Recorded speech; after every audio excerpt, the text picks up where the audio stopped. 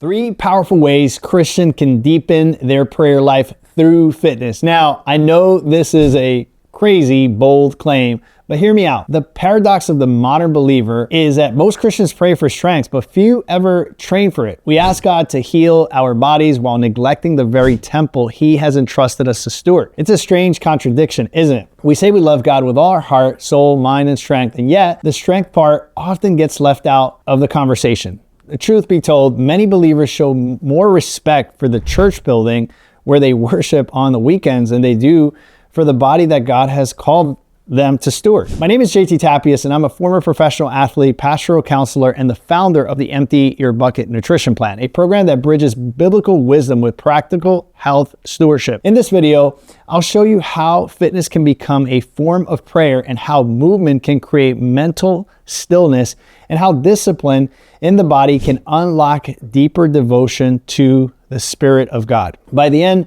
you'll see that fitness isn't vanity. It's vitality. It's another way to draw closer to the Lord. Here's the truth that's hard to face. We cannot serve the kingdom effectively if we're constantly exhausted, sick, or sluggish.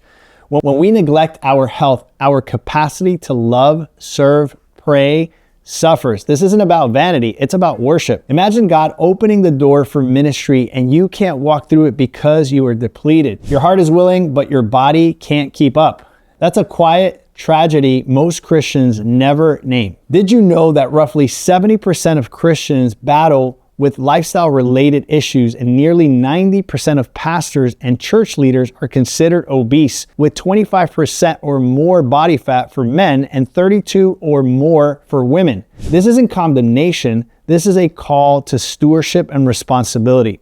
Let me tell you a story.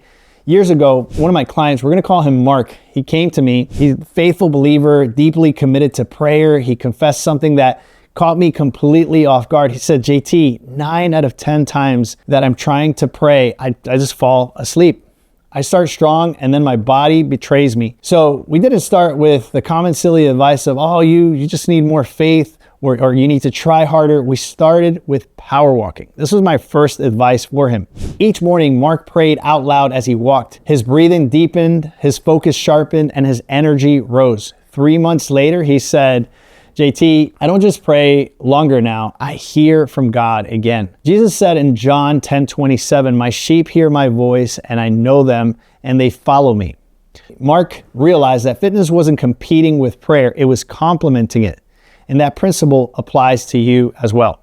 And so if you're tired of tons of things and nothing has worked, you've tried keto, Atkins, South Beach, Whole30, macro counting, all these different programs, and you continue to struggle, but you still want to get in tip-top shape while strengthening your relationship with the Lord, because obviously that's more important than anything else, I've left a link for us to chat in the description box below. 3 powerful ways to deepen prayer through fitness. I want to chat with you about these 3 principles that I believe are pivotal if you're looking to get in the best shape of your life while strengthening your relationship to God. So number 1, I call it move to meditate. If you're like me, sitting still for more than 10 minutes can be hard, right? Walking and praying transformed my prayer life completely. What used to be a 10-minute quick prayer, I used to check that little spiritual box, became 45, 60 minutes of devoted time with the Lord. As I walk, scripture naturally surfaces to my mind. Sometimes I listen to the word in my headphones. That rhythm of movement and meditation has become sacred space, a prayer in motion. Number 2 is what I call discipline as devotion. We hear powerful messages about prayer, fasting, Bible reading, but few sermons show us how discipline actually connects to devotion. When fitness and nutrition are directed towards honoring God, every time you resist the snooze button, every time you keep a promise to your body, it's a yes to God. In other words, you're sitting there, instead of hitting the snooze button, you get straight up and you do what you said you were going to do. This is part of stewardship, right? These micro acts of obedience train the soul just as they train the body. Discipline then becomes worship, right? The next one is what I call dopamine and divine connection. Have you ever noticed that you hear from God often while you're walking, showering, or listening to worship music? That's not random. It's neurological. You see, dopamine, that neuroreceptor tied to focused joy, increases during movement and worship, right? Anytime that you're doing something that you enjoy, you're secreting dopamine. When our bodies are active and alert, our minds quiet and our hearts tune in. That's why walking, exercise, and breath work can amplify our awareness of God's presence. Remember Mark, the guy I told you about? The man who once fell asleep as he was praying? Today he leads a men's sunrise prayer walk. They move, pray, worship together. That's what happens when you integrate the physical and the spiritual. It's not about looking a certain way. It's about being available to God with renewed energy and focus. So let me ask you, if your physical discipline could unlock deeper intimacy with the Lord, wouldn't it be worth pursuing?